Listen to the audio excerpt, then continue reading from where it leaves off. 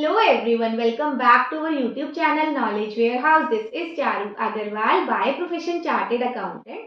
तो अगर आपका लोन चल रहा है बैंक के साथ या फिर एनबीएफसी के साथ अगेंस्ट प्रॉपर्टी, चाहे वो मूवेबल हो चाहे वो इमूवेबल हो, तो आपके लिए बहुत अच्छी न्यूज़ है।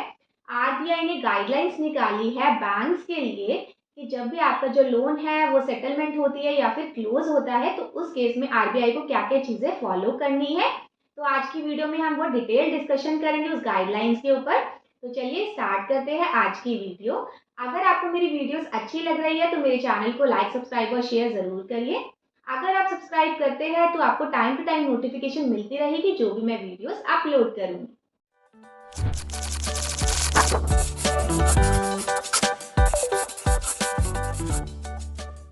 रिजर्व बैंक ऑफ इंडिया सितंबर 13, 2023 के लिए सबसे पहले तो हमारा ये कवर करना है, बहुत जरूरी है कि किस किस के लिए जो गाइडलाइंस है, डायरेक्शंस है वो इशू हुई है।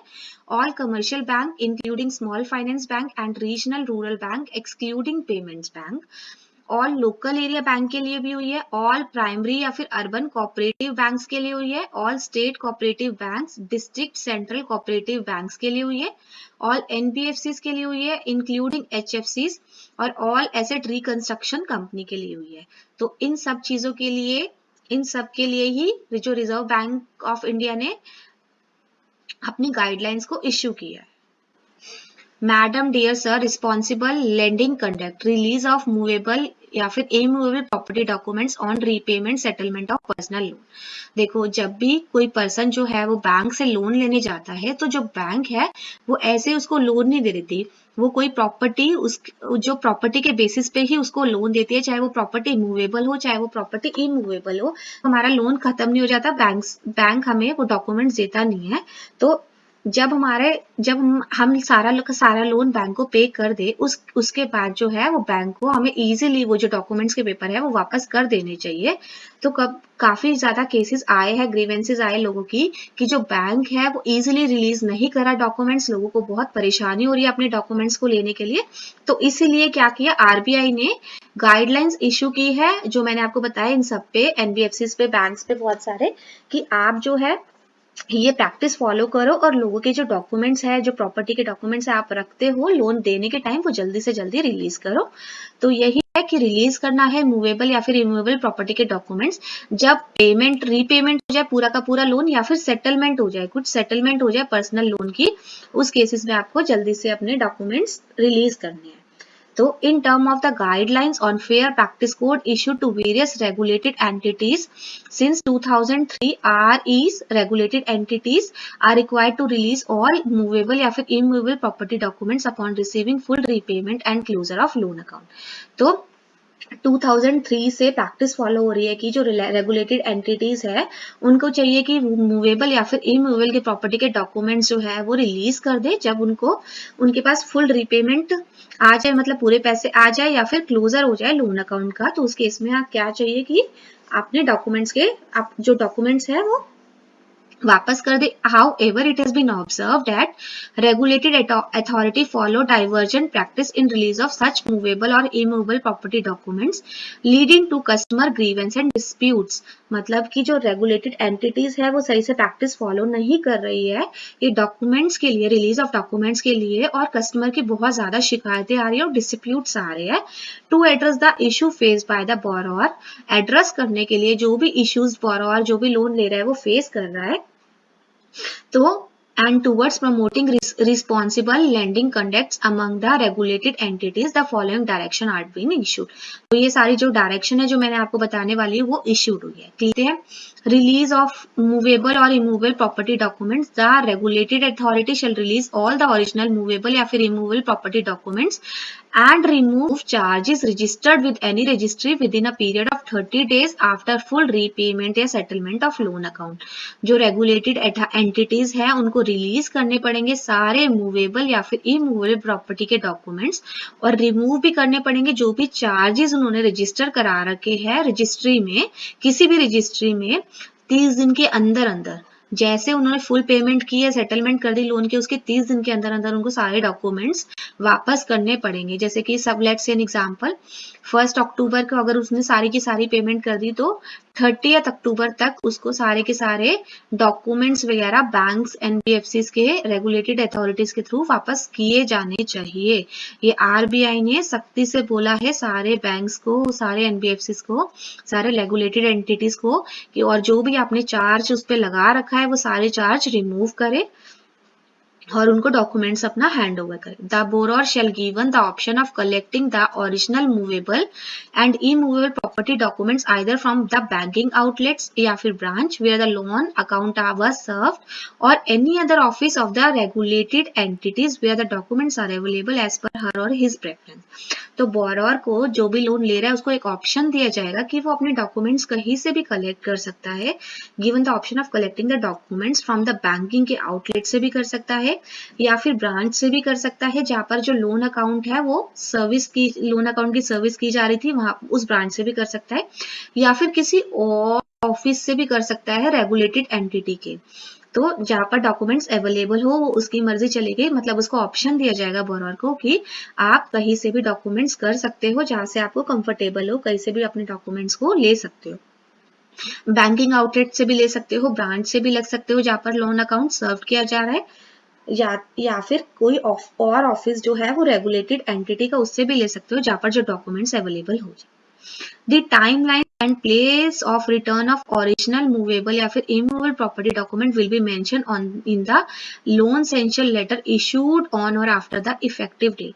जो टाइमलाइंस है और जो प्लेस ऑफ रिटर्न है वो मेंशन हो जाना चाहिए लोन के सेंशन लेटर पर, जो कि इशूड होता है ऑन या फिर आफ्टर द इफेक्टिव डेट पे।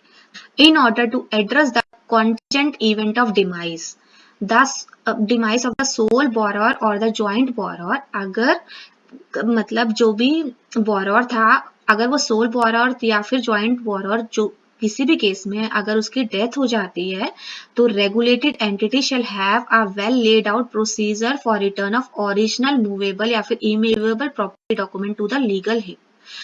अगर जो है जो बोरोअर जिसने बोरोअर किया है उसकी डेथ हो जाती है या फिर उसने दो लोगों ने मिलकर कुछ लोन लिया है उसमें से एक की डेथ हो जाती है, तो उस केस में जो रेगुलेटेड एंटिटीज है उनके पास पूरा का ले डाउन होना चाहिए कि क्या प्रोसीजर होगा कि रिटर्न करना ओरिजिनल मूवेबल या फिर इमूवेबल प्रॉपर्टी के documents to the legal heir, मतलब जो उसका लीगल हेयर है उसको डॉक्यूमेंट्स वापस करने का। ठीक है, Such procedure shall be displayed on the website of the regulated entities।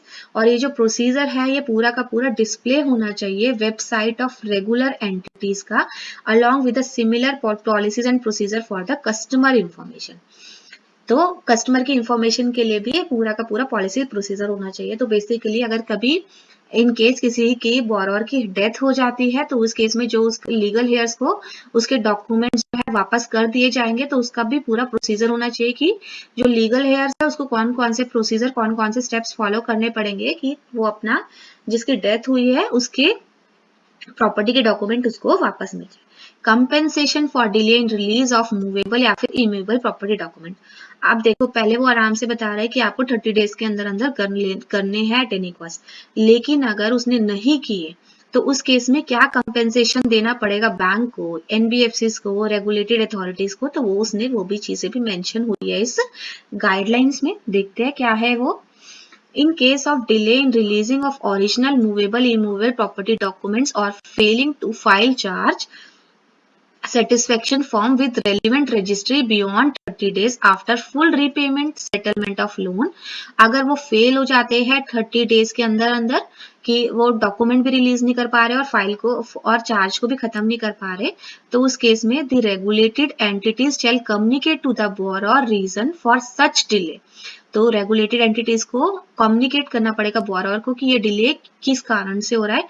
In case where delay is attributable to the regulated entities, कि रेगुलेटेड एंटिटी की वजह से ही हो रहा है, तो उनको क्या करना पड़ेगा, it shall communicate the borrower at the rate of 5,000 rupees for each delay, at the rate of 5,000 rupees for each delay, मतलब 5,000 पर डे के 30 दिन से अगर वो एक दिन भी ऊपर करता है और रेगुलेटेड एंटिटी की फॉल्ट की वजह से करता है तो उसको हर दिन 5,000 रुपए की पेनल्टी कंपेंसेशन देना पड़ेगा बोरोअर को। ठीक है, तो रेगुलेटेड अथॉरिटी को क्या चाहिए कि वो टाइम पे दे दे, अदरवाइज वो नहीं देता तो हर दिन के वो 5,000 रुपए की कंपेंसेशन देना पड़ेगा उसको बोरोअर को। In case of loss damage to the original movable and immovable property documents either in part or in full, अगर वो डैमेज हो जाते हैं या फिर लॉस हो जाते हैं प्रॉपर्टी के डॉक्यूमेंट्स या तो पूरे के पूरे या फिर थोड़े बहुत, तो regulated entities shall assist the borrower in obtaining duplicate या certified copy of movable immovable property documents. तो जो रेगुलेटेड एंटिटीज है उनको असिस्ट करना पड़ेगा बोरोअर को कि आप कैसे डुप्लीकेट या सर्टिफिकेट कॉपी ऑफ मूवेबल या फिर इमूवेबल प्रॉपर्टी के डॉक्यूमेंट्स लोगे, और shall bear all the associated cost, और जो भी इसका खर्चा लगेगा उसको डुप्लीकेट या सर्टिफाइड कॉपी लेने के लिए उसको क्या करना पड़ेगा, सारा का सारा रेगुलेटेड एंटिटीज को पे करना पड़ेगा, सारा का सारा वो बियर करेंगे कॉस्ट।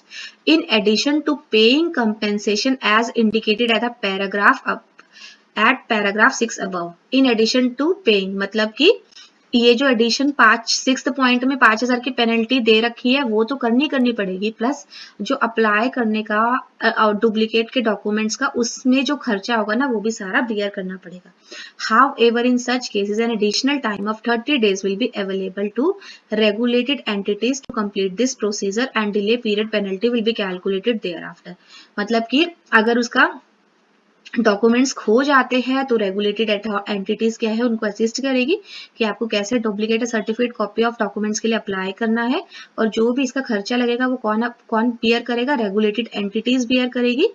प्लस जो 6th पॉइंट में है वो भी 5,000 की पेनल्टी भी इम्पोज हो जाएगी, लेकिन अगर उसके डॉक्यूमेंट्स खोते हैं तो उस केस में उसको 60 डेज का टाइम दे दिया जाएगा, मतलब 60 डेज के बाद उसकी जो 5,000 की पेनल्टी है वो पे करनी पड़ेगी इन केस अगर उसका डॉक्यूमेंट जो है वो लॉस या फिर डैमेज होते हैं। ठीक है, The compensation provided under this direction shall be without the prejudice to the right of borrower to get any other compensation as per any applicable law।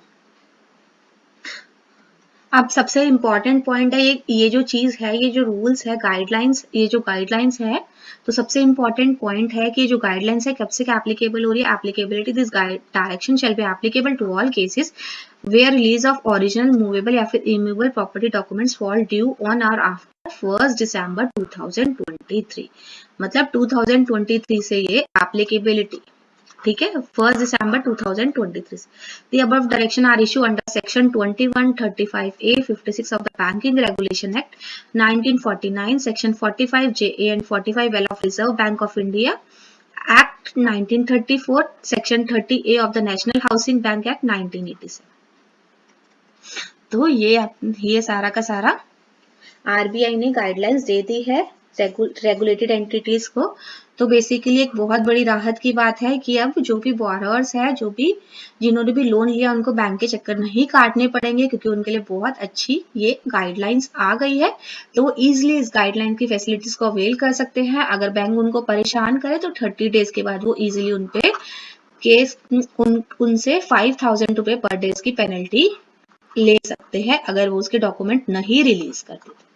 तो आज की वीडियो में इतना ही, मिलते हैं नेक्स्ट वीडियो में। अगर आपको मेरी वीडियोस अच्छी लग रही है तो मेरे चैनल को लाइक, सब्सक्राइब और शेयर जरूर करिए।